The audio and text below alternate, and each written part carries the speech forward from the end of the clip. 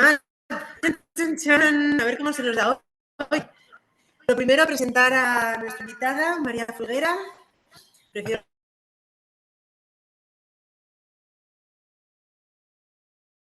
leer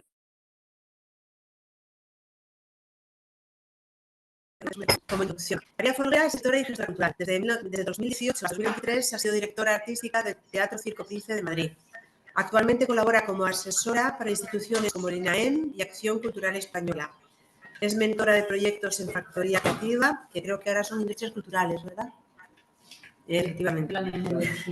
Y realiza talleres y encuentros de escritura para Circo de Circe.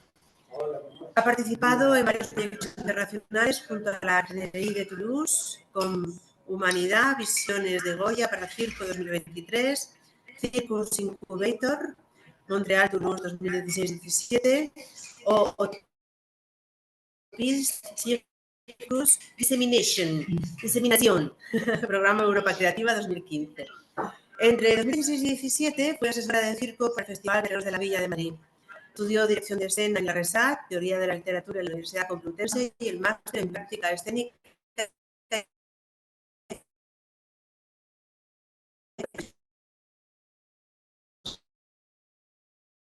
ha dedicado espectáculos en los últimos años a Picasso, Cervantes, Elena Tour o Teresa de Jesús. En 2024 prepara una adaptación teatral de El cuarto de atrás, de Carmen Martín Gaite, y está ahora con su cuarta novela. Pues María, nosotras creemos que lo personal es político. ¿Tú? Bien. Pues como lo personal es político y estamos de acuerdo, cuéntanos primero un poquito sobre lo tuyo personal. Uy, muchas gracias. No sé, Carmen, mira a ver si con este micrófono, por favor, se escucha María para no tener que... Ese micrófono se escucha fatal.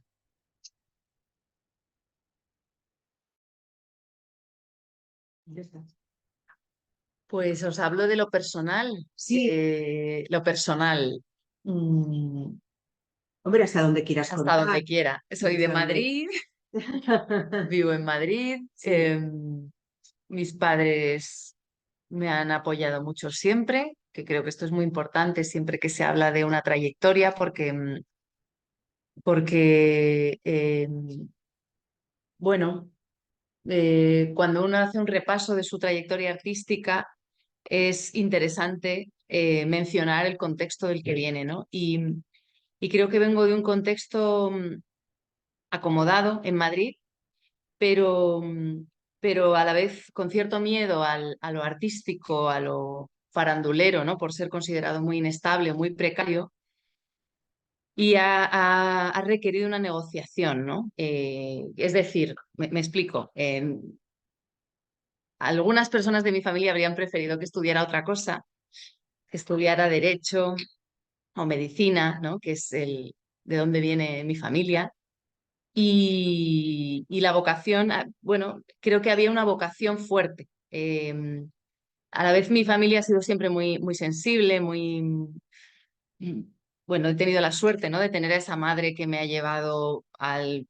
Creo que todos mis géneros escénicos como espectadora, por primera vez creo que estaba mi madre a mi lado, ¿no? O sea, ópera, zarzuela, títeres, teatro de sombras, circo contemporáneo, circo clásico. Siempre estaba alguien de mi familia llevándome allí. O sea que yo soy una privilegiada de nacimiento y de contexto, ¿no? Y eso es importante. Llevo mucho tiempo dedicándome a la gestión y a la creación en paralelo, también sin querer escoger ni renunciar a la otra parte, porque también he oído muchas veces que era necesario centrarse y decantarse, pero quizá necesitaba también todo este tiempo de convivencia entre la gestión y la creación, porque desde luego una inspira a la otra, una trae tierra a la otra y la otra trae oxígeno a veces a la otra. Y para mí, pues trabajar en el Price 14 años ha sido una maravilla. He estado en la oficina, me apasiona programar, me apasiona el encuentro con el público, el trabajo sobre la comunicación, que en el caso de circo sabéis que siempre es un reto añadido, comunicar circo actual, porque sabemos que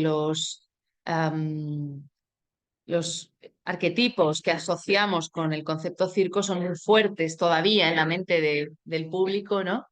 Y bueno, a la hora de programar en Price siempre estaba esos 14 años de trabajo sobre el terreno. Es un teatro también relativamente joven dentro del panorama de Madrid y en estos 14 años pues ha ido arraigando como espacio de circo. Y me atreví a dejarlo en diciembre porque también llevaba unos años contenta con el trabajo, contenta con el equipo, satisfecha de los proyectos que íbamos poniendo en marcha, pero también detectaba un cierto cansancio que me ha costado nombrar, ¿no? Y a lo largo del año pasado fue tomando forma este atrevimiento de decir, bueno, y si yo no sabía, ¿no? Si el área de cultura del ayuntamiento me iba a ofrecer seguir, si quedarme, irme, pero ¿qué quería yo? Yo no sabía contestar a esa pregunta, ¿no? Y ya a lo largo del otoño ya fui dando forma a esta decisión de, bueno, creo que es el momento de irme por decisión propia. Luego el ayuntamiento se puso en contacto conmigo para ofrecerme renovar un año más, pero ya había tomado la decisión y era el momento. Era el momento de dejar Price después de 14 años, que también es un bonito número.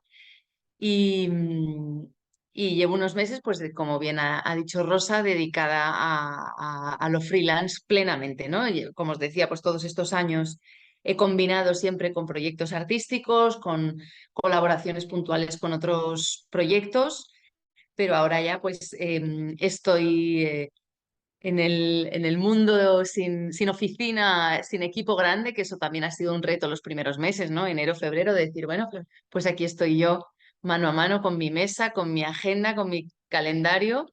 Y tengo muchos equipos de distintos proyectos, pero están diseminados y no tengo este cuerpo central que era Price, ¿no? Para el que trabajaba cada semana. Y tengo una niña de 8 años y, que no le gustó que dejara el Price. Lógico.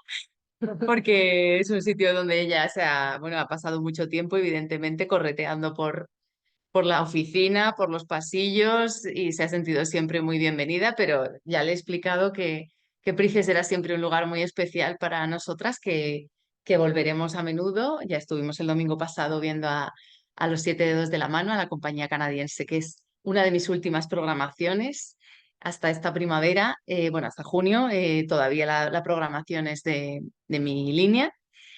Y también pues yo he dado la bienvenida muy felizmente a la nueva directora, ¿no? Que es Arantxa Salido, que ya habíamos colaborado previamente en varias ocasiones del Price. Ella era coordinadora del Centro Actúa de AISGE y hemos hecho también proyectos juntas. Así que la verdad, bonita etapa y bonito inicio de nuevo momento en mi vida. Jo, es que has dicho una cosa que me ha llamado muchísimo la atención, claro, porque era una de las preguntas que yo tenía, digo, esto se lo tengo que preguntar, ¿no? Porque hablas de lo importante que ha sido el sentirte apoyada en tu familia y que en algún momento dado, oye, escuchabas voces de es necesario centrarse, ¿no? Entonces yo echando un currículum, investigando un poquito sobre ti estos días atrás, me ha parecido que estabas tocando muchos palillos Sí. al mismo tiempo, ¿no? Y entonces me surgió la pregunta, ¿tú has visto modelos femeninos en los que apoyarte ahí? Sí, gran pregunta. Sí, sí. Ha costado encontrarlos y creo que los estamos reconstruyendo entre todas y entre todos. Creo que estos años de revisión del canon y de los referentes pues nos han traído esta reflexión porque había una cierta sensación de soledad, indudable, ¿no? Yo en mis años de formación en la RESAD, que estudié dirección de escena, tardé un par de años en ubicarme dentro de la carrera porque no encontraba un modelo que a mí no voy a decir amparase, pero sí que me sirviese, porque la carrera de dirección estaba orientada en una visión muy de la autoría a la vieja usanza, ¿no? De la autoridad, la infalibilidad, ¿no? Ese director que no está nervioso, esos grandes nombres rusos. Jamás se te explicaba la carrera de dirección desde un lugar la realidad. Nervios, gestión emocional, pues lo que hacen los directores de escena, ¿no? Capear los nervios de un equipo muy grande y los egos, por supuesto, como no, eso es el teatro, es la emoción del encuentro, pero no hablábamos de emociones. Entonces, para mí fue decisivo en tercero de carrera, cuando nos juntaron, hacíamos algunas asignaturas entre espacio escénico y dirección y teníamos profesores de escenografía. Y siempre reconozco que Alicia de Blas, la profesora de escenografía, fue decisiva para mí, porque ella nos puso en contacto con artistas de otras disciplinas. Entonces, cuando conocí a las performers feministas de los años 70 en Estados Unidos, me cambió la vida. Porque ahí de repente sí que encontré un referente que a mí me inspiraba y me amparaba.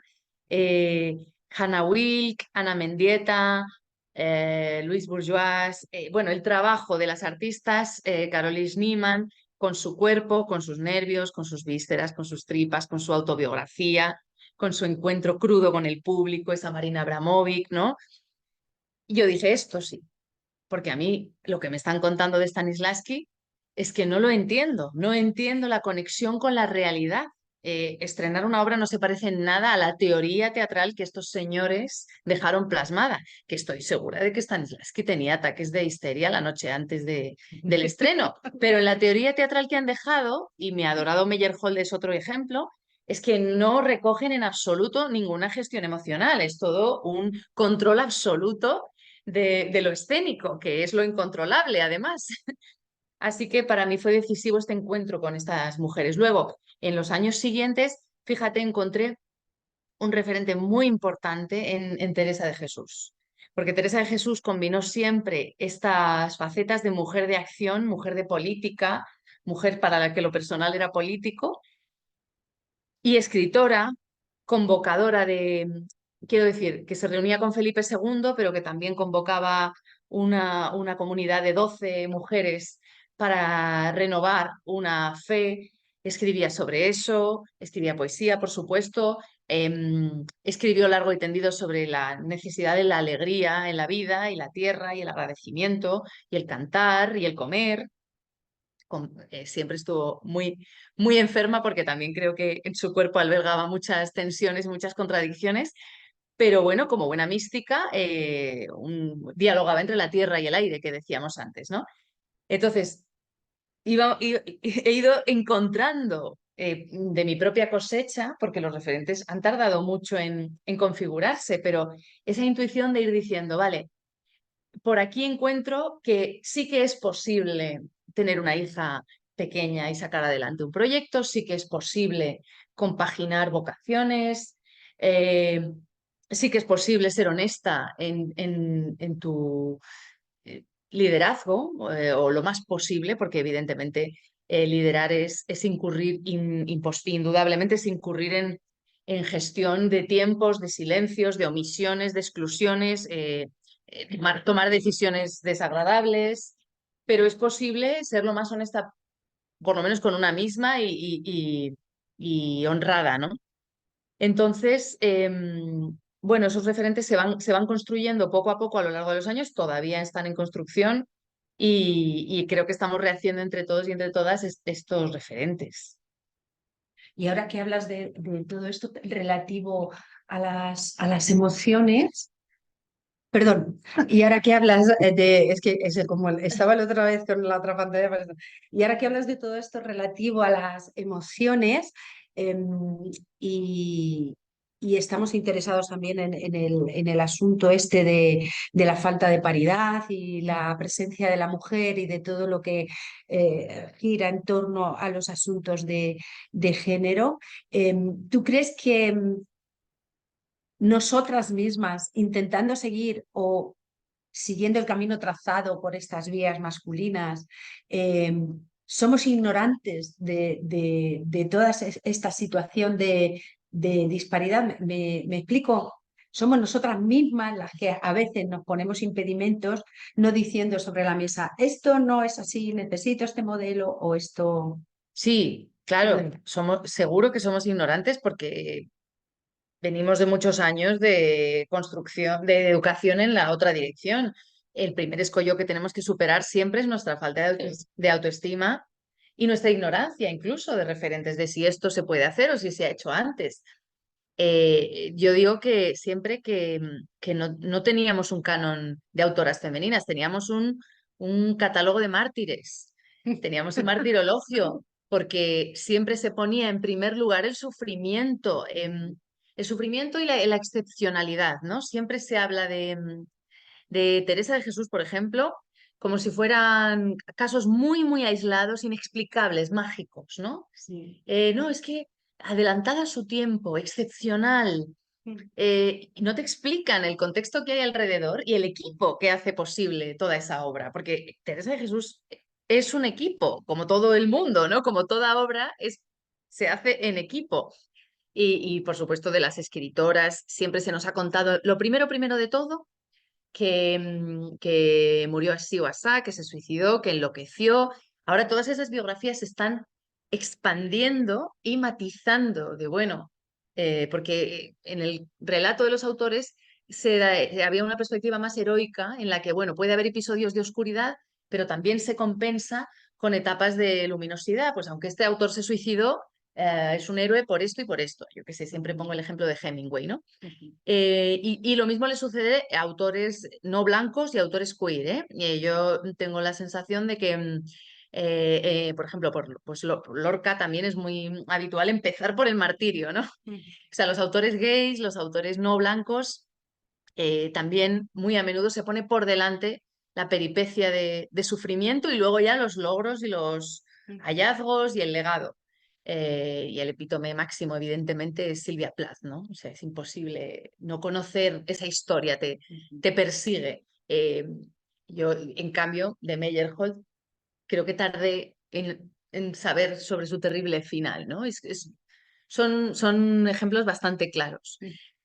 Entonces, somos ignorantes de todos estos referentes y tenemos que hacer ese esfuerzo por trabajar en red, porque también venimos de muchos años en los que se ha idealizado a la superwoman, ¿no? A la individua, esa fantasía de individualidad que diría la filósofa Almudena Hernando, esa fantasía de individualidad en la que tú eres mágica, máxima, el famoso frase, no sé cómo lo hace.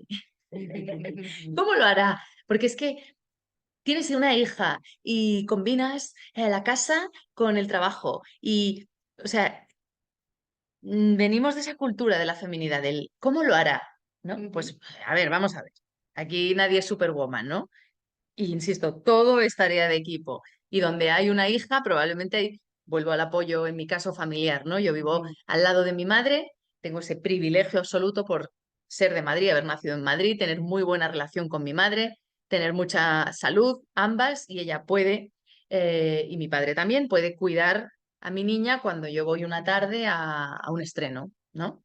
Entonces, ¿cómo lo hará? ¿Cómo lo hará? Bueno, pues equipos. Pero venimos de los 90, los 2000, en los que estaba esa ejecutiva, ¿no? Ese puedes tenerlo todo. Y no hablábamos ni de equipo que hay detrás, muchas veces también remunerado, por supuesto, ni de cuerpo, ¿sabes? Ni del el precio en el cuerpo de todos esos esfuerzos por acumular o tener tanto. No sé si he contestado a tu pregunta. Bueno, sí, más o menos creo que como la he formulado va bien. Y todo esto, ¿qué tiene que ver con tu proyecto, Ana Pasada? Ah, sí. Porque Bueno, Ana Ana Pasadena. Pasadena. Sí, Ana Pasadena fue la compañía de teatro que pergeñé al acabar la carrera en la RESAD, sería 2008, y tuvimos un par de espectáculos que giraron y con ese primer proyecto yo creo que ese proyecto fue la consecuencia de lo que os comentaba antes del encuentro en la RESAD con las performers de los años 70, feministas de Nueva York y bueno, de Estados Unidos, con esta profesora Alicia de Blas que nos abrió este mundo. Y también, bueno, coreógrafos posteriores, Jan Fabre fue muy importante para mí también. Y Ana Pasadena, pues fue el deseo de volcar todo ese aprendizaje, toda esa conexión Bueno, y esos primeros espectáculos de los que estoy muy orgullosa, en los que se abordó el cuerpo de las mujeres y la política en el cuerpo de las mujeres y la mitología, que es algo que es un tema que me fascina absolutamente. Cuando estábamos hablando antes de Teresa de Jesús o de Hemingway, es mitología también, ¿no? Porque las personas que cultivamos el arte desde cualquier lugar, producción, lectura, espectador, artista en escena, da igual, somos mitómanos. Las personas que amamos el arte somos mitómanos, acudimos a los mitos. Y me interesa mucho cómo se construyen estas mitologías y cómo se deconstruyen, ¿no? Entonces, en los espectáculos de Ana Pasadena, pues había una exploración de los mitos, ¿no? En el segundo espectáculo, que era El amor y el trabajo, había todo un recorrido sobre los mitos del deseo hacia los hombres, ¿no? Había una revisión del mito de Ariadna en el laberinto y había un monólogo, había otro como de Ifigenia hacia su padre, ¿no? Ifigenia hacia Agamenón, y siempre trufado de anacronismos, que eso me interesa mucho también, ¿no? Como los mitos te dan permiso para meter una alusión por ejemplo, a un Erasmus, ¿no? Como Ifigenia y Agamenón, ¿no? Que como si Agamenón hubiera enviado a Ifigenia de Erasmus en contra de su voluntad y sacrificándola. Quizá ahí conecto con lo que os decía antes de una familia de origen más aburguesado. Pero bueno, sí, ese permiso para explorar en un lugar más fantasioso. Eso fue Ana Pasadena. ¿Y cómo sientes tú que se recibió eso? ¿Cómo el público respondió? Y todo eso? Pues yo tengo que confesar que me lo encontraba haciendo una pequeña pesquisa. He dicho, diablos, me lo perdí. Pues muy interesante.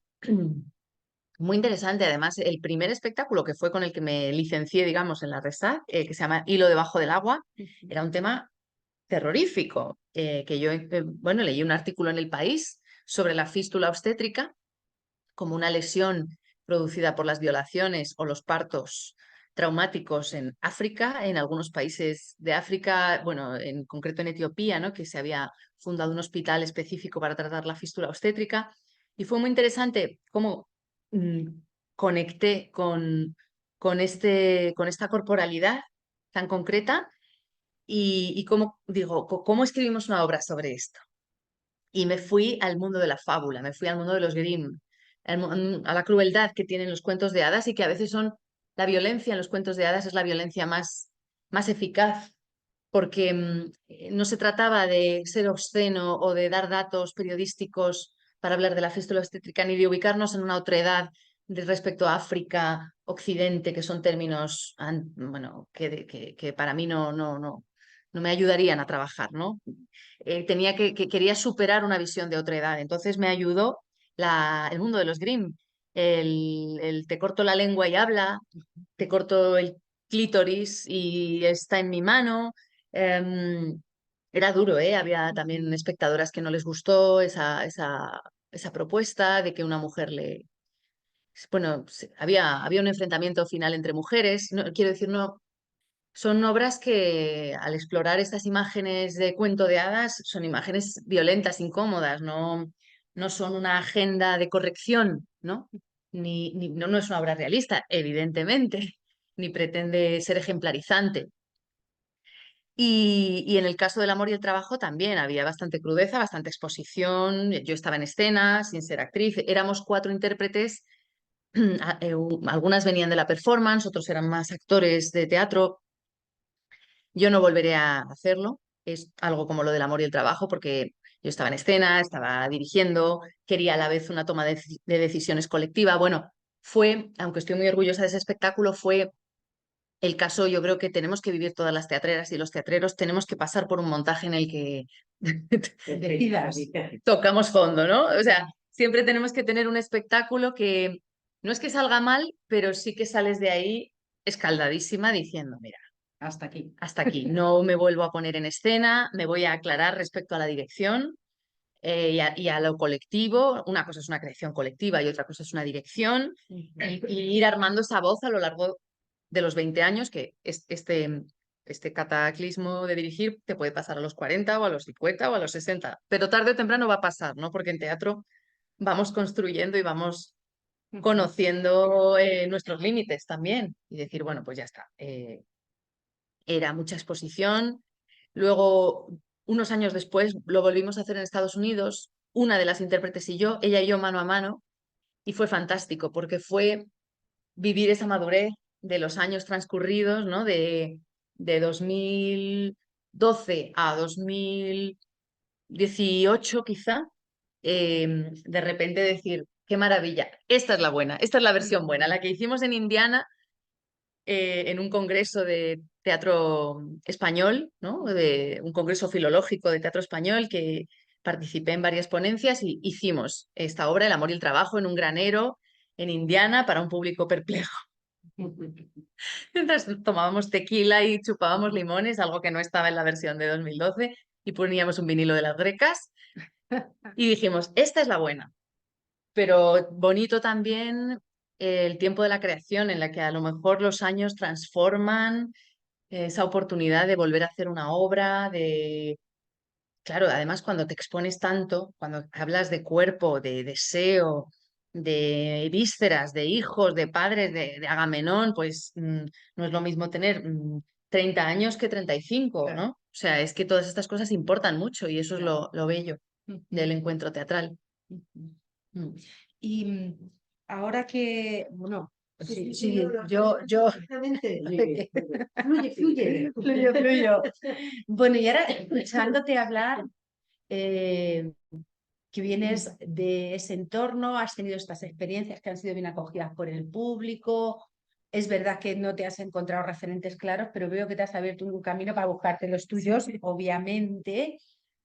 Imagínate que te pido, no sé si te lo voy a pedir bien, a ver si sé explicarme, y te pido, aterrízame tus dificultades como mujer en el mundo de la cultura. Y ahí te abro todos los abanicos. Sí. Te hablo el tuyo como dramaturga, como escritora de narrativa, como gestora, te abro todo el abanico. Bájame, si tú tienes que decir ahora, hermanas, pues vamos a luchar por... Sí. ¿Con qué handicaps así directos te has encontrado? Vale, pues afortunadamente también he coincidido en vida con estos años de trabajo en red y de revisión cultural generalizada, ¿no? Y de salir a la palestra, ¿no? Sacar a la palestra temas que no eran explícitos en 2008 o en 2007, no lo eran en la RESAD, que eso ha cambiado mucho también, ¿no? Lo que os decía antes de, creo que la carrera de dirección, bueno, han llegado nuevos enfoques a la escuela, no sé asignatura por asignatura a día de hoy, pero evidentemente a mí me ha pasado que, que este aspecto que tengo en encuentros de programadores, ¿no? O de gestores, en ferias, en encuentros de la red de teatros, pues sí que he recibido comentarios que me han desconcertado mucho, porque me ven como una niña, porque es como una suma, ¿no? O sea, es como que ojos azules, pelo clarito, el cerebro hace un QR, ¿no? Y dice, pues esta es una niña de caperucita roja, pum. Y eso, pero vamos, como la vida cotidiana de cualquier mujer, tenemos que hacer constantemente una hiperevaluación de qué ropa me voy a poner hoy, qué va a significar, cierro más por arriba, porque si me voy a encontrar, la primera vez, a lo mejor os hablo de conocer a unas personas o conocer a un sector o conocer un entorno, llevarte algunos comentarios muy desconcertantes y ya volver y ya la segunda vas con el aprendizaje de, bueno, pues como voy a coincidir con este y este, no me voy a vestir así, no le voy a poner la mano en el hombro, porque entonces él me pone la mano en la cintura y ya progresamos. Y bueno, todas yo creo que hemos hecho un ejercicio de hiperconsciencia que, insisto, también les pasa a personas de otros colectivos y a personas, desde luego, no blancas, que tienes que hacer como una hiperevaluación constante de tu interacción. Cuando el PRICE salió a concurso, cuando la dirección artística del PRICE salió a concurso en 2017, yo llevaba allí trabajando desde 2009 y no me sentía capaz de presentarme al concurso. Me sentía muy insegura, me sentía joven, me sentía inadecuada, ¿no? Y al principio mi primera reacción fue la de no me voy a presentar. Luego me serené, leí las bases y dije, vamos a ver, es que me tengo que presentar. Aunque no gane el concurso, me tengo que presentar porque es que estas bases me están interpelando, me están diciendo, oye, buscamos una propuesta, un desarrollo de estas ideas, y digo, es que conozco la sala, conozco el día a día de la gestión, creo que, hija mía, te tienes que presentar. Y entonces me armé de valor, pero a través de ayuda.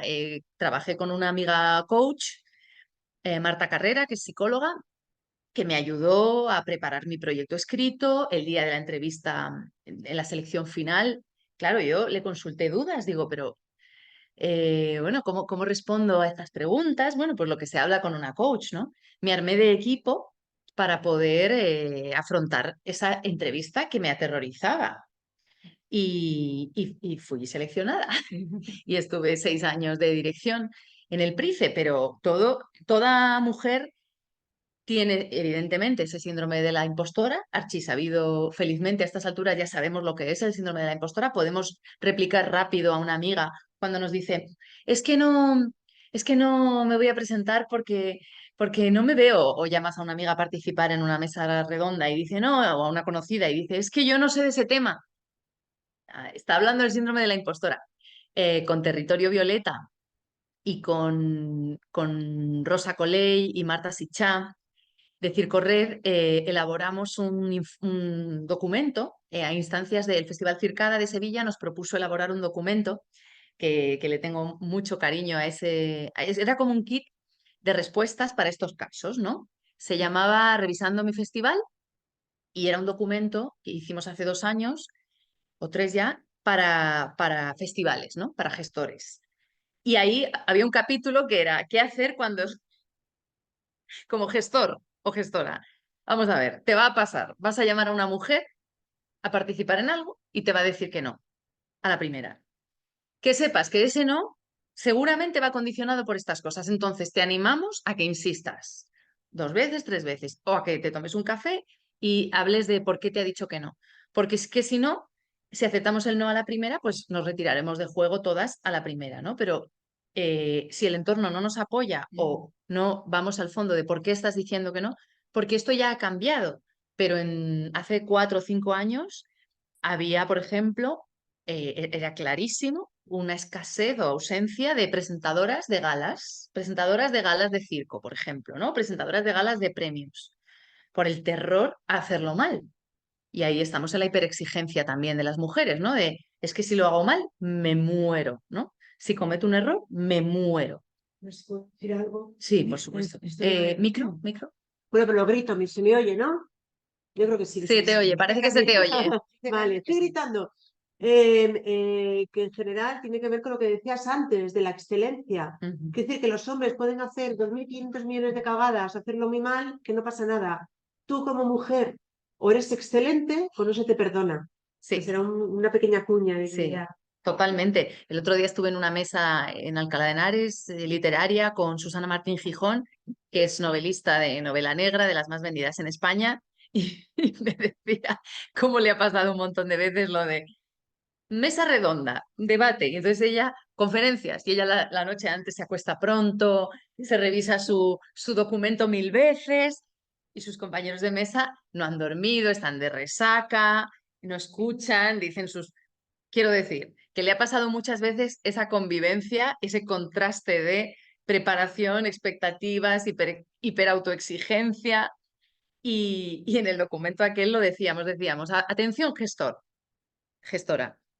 Cuando tú llames y digas, oye, ¿te atreves a ser mi directora de comunicación? Bueno, no, es que yo no soy experta en este campo que tú estás pidiendo exactamente, no sé qué. Basta. Esto es el escollo que una y otra vez, cada mañana que salimos de nuestra casa, Sí. lo tenemos que... Todavía no lo hemos resuelto, eso es así. Y hay mucha gente que lo huele y se aprovecha. Quiero decir que percibe, que conoce esa historia de vulnerabilidad y que se puede aprovechar dándote un empujón de pues aparta figuranta, y tú te quedas absolutamente herida con ese empujón o con ese comentario de mierda así condescendiente y que a lo mejor no es muy consciente, pero a lo mejor más de lo que parece, ¿no? Y entonces esa excavación en tu autoestima. Así que, bueno, no nos queda más que día a día ir compartiendo estas casuísticas y ir confiando, quizá, confiando, pero confiando en siempre de la mano de los demás, no de forma individualista y aislada. Y esto, como yo vivo en esta realidad y experiencia profesional fuera de España he tenido intermitente y breve, pero he visto mirando lo que has hecho, tu carrera profesional, que tú has tenido bastante más. Este sentir que nosotras hacemos, lo que nos hace reunirnos aquí, que es que estamos en una asociación de empresas de artes escénicas y de repente decimos, es que necesitamos una comisión de mujer.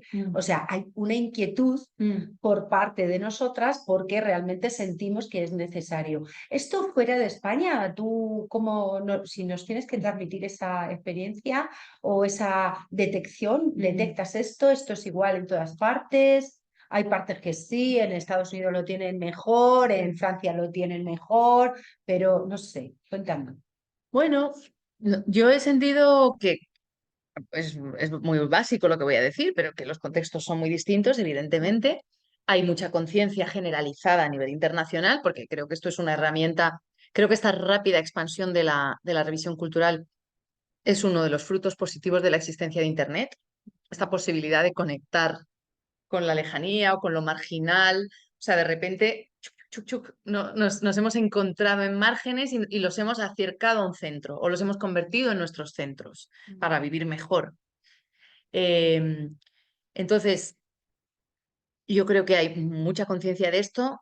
Sin embargo, también me acuerdo en 2019 que estábamos en Francia en un Focus Cirque organizado por el Instituto Francés, que nos llevaban a programadores por Normandía, ¿no? Viendo espacios de circo, espectáculos, teatros, y nos llevaron porque debía ser, bueno, no era marzo, bueno, o sí, debía ser marzo, entonces estábamos cerca del Día de la Mujer, etcétera. Y nos llevaron a una mesa redonda de responsables políticos y eran todo hombres en Francia y hablaron largo y tendido, porque también es asombroso cuánto hablan los...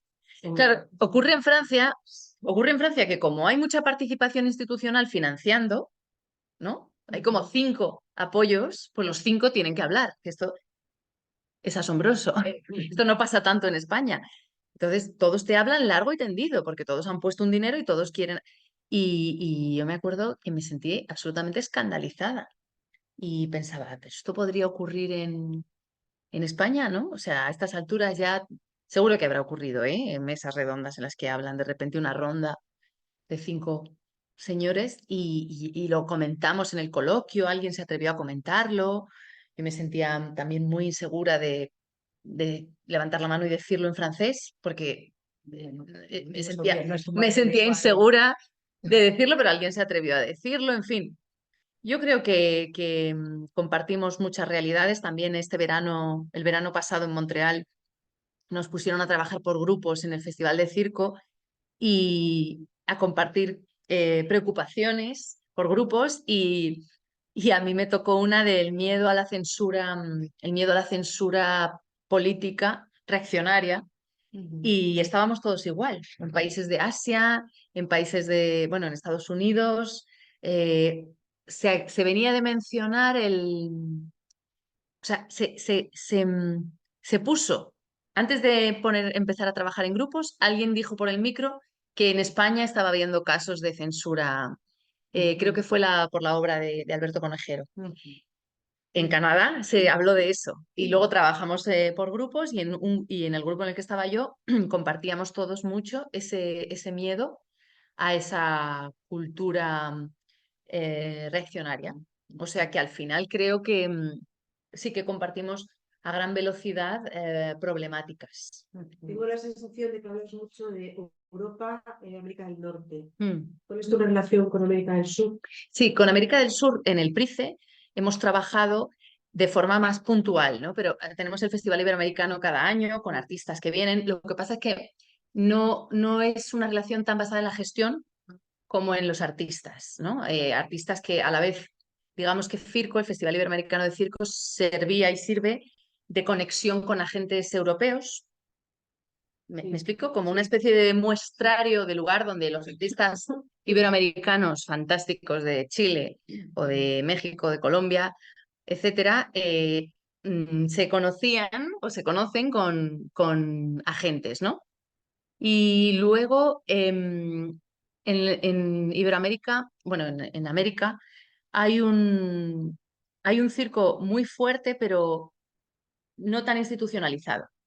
Entonces, como te decía, hemos tenido compañías, hemos tenido el festival cada año, pero una colaboración de ida y vuelta entre instituciones, no hay un espacio estable como el PRICE, que sí que tiene un homólogo en Montreal, que es la TOU, pero en el mapa americano hay festivales, hay carpas, hay escuelas, hay un circo social muy fuerte, hay un circo familiar y de carpa que todavía es muy fuerte y hay un circo contemporáneo muy pujante también, pero quizá no tanto en el modelo de institución.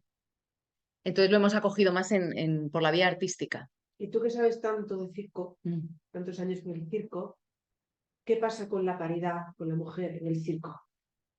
Ha sido interesante también ver en estos años la revisión de la paridad, porque yo me acuerdo, vamos, que sería 2017 o 18. Las personas del sector circense era muy frecuente decir, no, es que en el circo es diferente, el circo es un espacio igualitario, porque todas y todos trabajamos en equipo. Es verdad, claro, el circo por sus formas es un lugar donde se trabaja mucho hombro con hombro, se monta, se desmonta juntos, es un espacio poco jerarquizado, ¿no? Pero se ha hecho un ejercicio de reflexión muy interesante.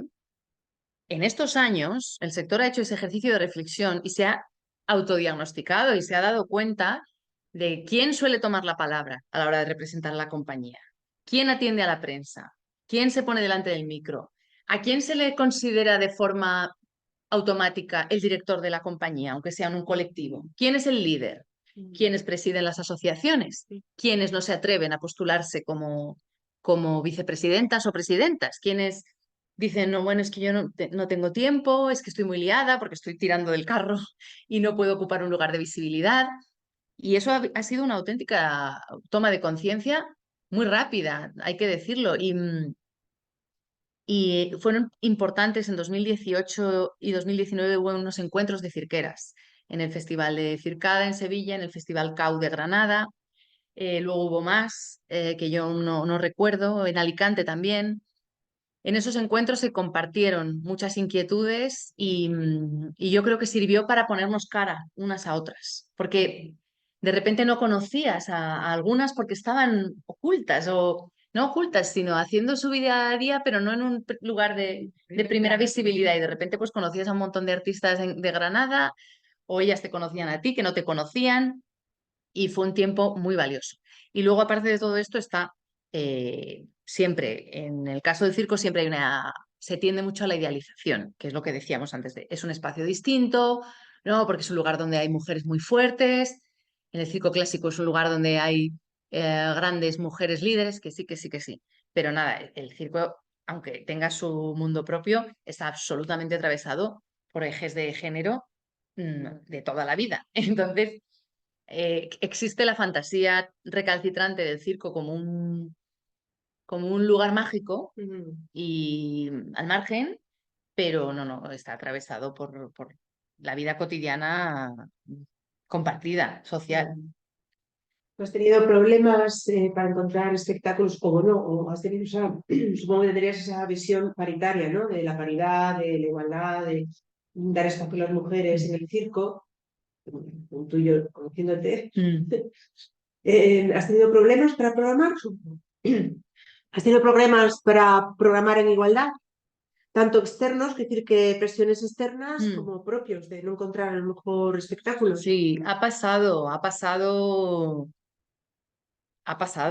Por ejemplo, de hacer una producción, una producción propia del PRICE, se cae la directora, buscas otra directora, tampoco puede. Estamos en 2020, momento muy crítico de pandemia, etcétera, y al final optas por un director, ¿no? con su currículum acreditado inmaculado, evidentemente, pero sí que había un intento de trabajar con una directora y al final la inercia gana, ¿no? Sí, Siempre, muchas veces en la sí. programación, o de se me cae esto y al final termino recurriendo a esto. También me ha pasado que fue muy interesante veces en las que venía la compañía y yo decía, es que no hay directores de escena, no hay directoras de escena, y de repente no ser consciente de que en mi propia temporada hay 2 directoras de escena que yo no conozco, porque forman parte de la compañía y están ahí en la ficha, pero como que yo no he caído. O también me ha pasado, por ejemplo, fascinante, que el grupo acrobático de Tánger, que es una compañía maravillosa, ¿no? De Tánger, la directora se llama Sanae Alkamumi. Y yo en mi ignorancia, dar por hecho que es un hombre, porque yo no sabía que Sanae es un nombre de mujer. Y doy por hecho que es un hombre y de repente, em, em, programando y investigando, me encuentro con que Sanae es una pedazo de directora y un referente absoluto. Y una misma, ¿no? Una misma tiene sus prejuicios y sus velos que le impiden ver la realidad que ya está ocurriendo, ¿no? Sí, sí, sí. Mm. Muy bien, pues a mí me gustaría, no sé, un poco así por... Perdona, te tengo muchas gracias por hacerme Es que la labor de camarógrafa. hago flip plan. Sí, a mí es que como no me parece antes salir, pues que ya me tienen vistos las compis, pues a mí, bueno, yo creo que sería muy interesante si nos cuentas, son dos preguntas en una. Por un lado, proyectos que hayan cruzado por delante de ti, de mujer, que tú hayas dicho, bueno, te las voy a separar para dejarte que... Proyectos relativos a género que hayan cruzado por delante de ti, no para que tú, no tanto para que tú los agarres sino que hayas visto, uy, esto es un referente para mí, este proyecto en concreto. ¿Sabes? Algo de teatro, de circo, no sé. Y luego ya te hago la segunda. Uy, qué difícil. Voy a pensar. Y aparte también otra, la que decía antes, una investigadora fascinante holandesa que es Bauke Levens, de circo, una teórica impresionante. Yo pensaba que era un hombre, porque Bauke, Sí. claro, mi inercia me lleva a pensar que es un hombre. Entonces, creaciones de mujeres que para mí sean un referente absoluto. Em, bueno, te he comentado al principio las performers, ¿no? De los años 70. Pero ¿preguntas por la gestión o...? Pregunto por proyectos en general. Esto fue perfectamente gestionado por un equipo de mujeres. Esto ponía en escena relativo a género. Claro, es que te abres tanto en tu carrera profesional, concreta en cualquier punto que tú quieras.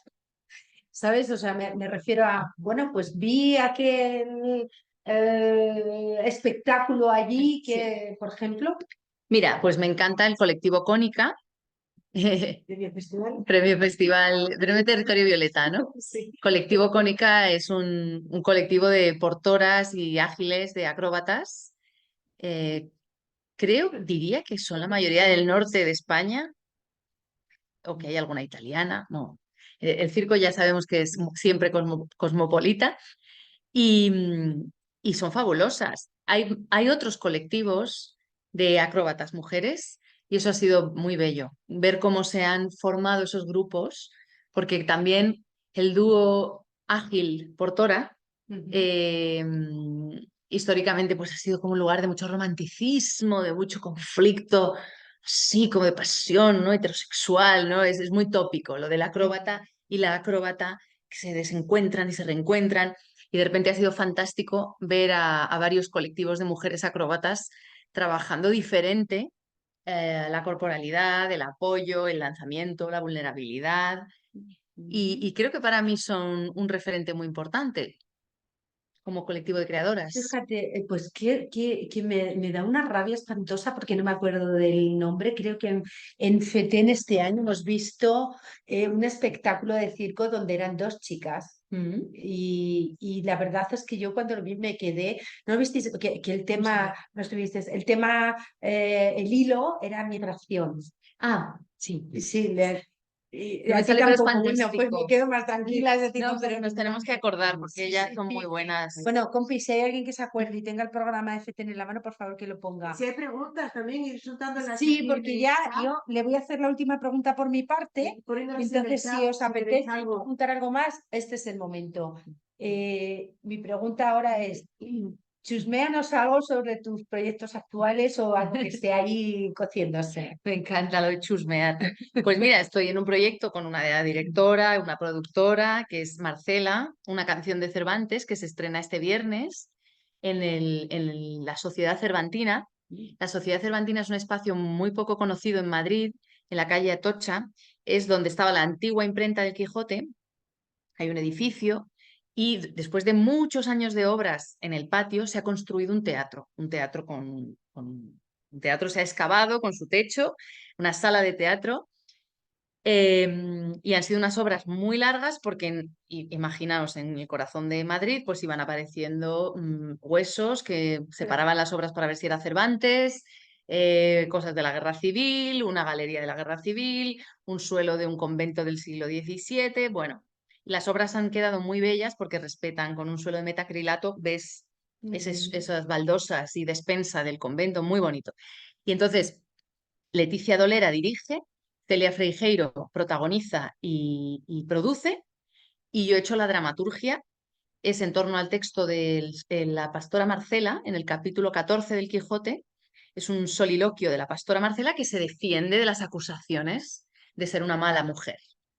Es un texto absolutamente espléndido de Cervantes, que cada día lo quiero más. Es un gran compañero de página que te permite jugar, entrar. Es como lo de la mitología, ¿no? Pero es un narrador absolutamente gamberro, entonces acepta muy bien las entradas y salidas de los anacronismos. Es un anacronismo decir, ¿es un texto feminista? Bueno, no, pero es un texto escrito hacia la posteridad. Y la posteridad ahora es feminista y ese texto es fabuloso, ¿no? Por supuesto, el Quijote está lleno, hay personajes misóginos y hay personajes que luchan, como la pastora Marcela, por su palabra, por su libertad. También Cervantes, como es muy sabedor de los condicionantes materiales, es pesimista. Y nosotras también lanzamos esta pregunta. O sea, Marcela se va por los montes, pero ¿qué creéis que pasará después? Él no edulcora tampoco, ¿no? Y le interesan muchísimo las mujeres que quieren ser libres, pero también deja muy claro qué condiciones tienen para poder ser libres. O sea, no es nada mitificador de la libertad, ¿no? Y eso es muy interesante. Entonces, la pieza, yo estoy muy contenta y se estrena este viernes, como os decía, y este es uno de los proyectos. Y luego tenemos el cuarto de atrás, que lo dirigirá Raquel Camacho.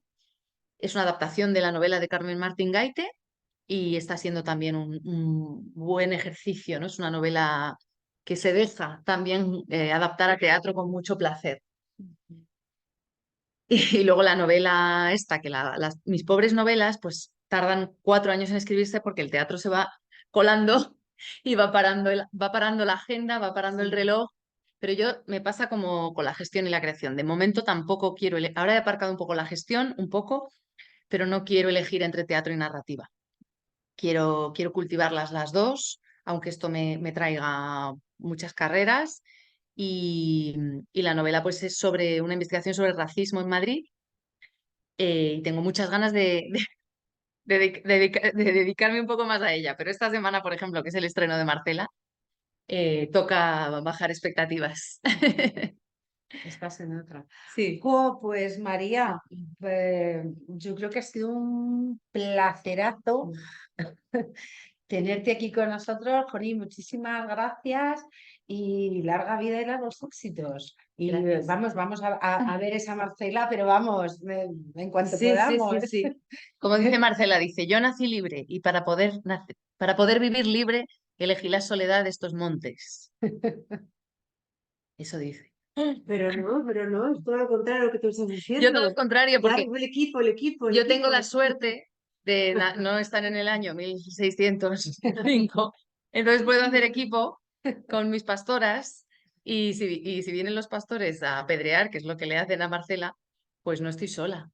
¿no? Que es lo que está la pobre Marcela. Me llama la atención que hay puntos en común con lo que surgía el mes pasado con Cristina Ramírez, que ella hablaba mucho de la diferencia que ella encontraba a la hora de trabajar con mujeres y con hombres, de cómo nosotras trabajamos en equipo. Entonces aquí vuelve a surgir el equipo y el mes pasado también salió el tema de la indefensión aprendida, que es una parte del complejo este de, ¿cómo se llama? Emperador, ¿no? La impostora. Impostora, nunca me sale impostora. Sí, como el síndrome de la impostora, ¿no? Que también es una parte, ¿no? Digo, bueno, si está el número de vegada, ¿para qué me voy a presentar? Sí, Pero si ya sabemos que esto nunca nos pasa a nosotras, ¿no? Sí. Entonces, todos estos como puntos comunes, lo de que siempre estamos tan ocupadas, tan atareadas, que no, que hable otro, que dé la cara a otro, que sea el gerente o el líder, que sea otro, que yo tengo mucho encima, ¿no? Y como además lo tenemos como integrado y como algo muy cotidiano y que tiene que ser así. Incluso nos pasa también en el grupo de este que hemos creado de mujer, ¿no? Es que no puedo, es que no tengo tiempo. Bueno, igual tenemos que parar y decir, bueno, ¿y nuestro momento? Eso es. ¿Cuándo es el momento de tomarnos un café entre nosotras, sentarnos y hablar de lo nuestro? Totalmente. Que lo nuestro también es muy importante, Sí. ¿no? Mira, se me ha ocurrido ahora, en el Festival Iberoamericano se presentaban en los primeros años muy pocas mujeres. Entonces, para reenfocarlo, hicimos un cambio en la campaña y pusimos el foco, porque es una gala competitiva, hay primer premio, segundo premio. Entonces, para animar a la participación de las artistas, pusimos el foco en, no tanto en los premios, como en ven a participar y te llevarás una gran experiencia profesional, conocerás a otros profesionales. Es decir, quitar esa presión del primer premio, porque es como, de verdad, es como, vale, sí, es una gala competitiva, pero lo importante es participar y vas a poder venir a Madrid y vas a poder conocer a otros y desarrollarte como profesional. Y cambiábamos el tono de la comunicación para animar esa parte, y funcionó en esa participación femenina. Hay que cambiar el discurso totalmente. Sí. Ya estamos, ¿no? Sí. Nosotras mismas tenemos que empezar a transformar el discurso. Sí. Porque tampoco vamos a esperar a que lo hagan ellos. Sí. Esperemos eso. Mejor que lo hicimos, ¿no? Sí. Entonces, intentar transformar eso en las narrativas, los discursos. El miedo. Para cambiar la situación. Sí. Pues muchas gracias, María. Gracias. Gracias. Encantada. Por compartir con todas nosotras este ratito. Bueno, pues ahí están las gracias de Bernardo, el aplauso de Carmen y bueno, pues nada, pues hasta la próxima, besito. Besito a todos y Perdón. Chao.